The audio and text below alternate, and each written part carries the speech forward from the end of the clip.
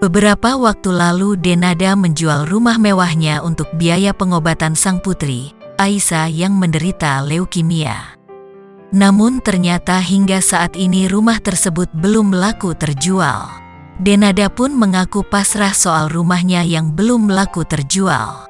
Terlebih kondisi saat ini memang sulit karena pandemi COVID-19 yang masih merajalela.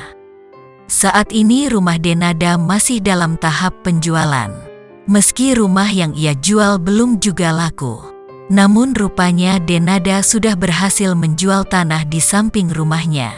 Tak hanya rumah dan sebidang tanah, Putri Emilia Contessa ini pun juga mengatakan sudah merelakan mobil mewahnya untuk dijual.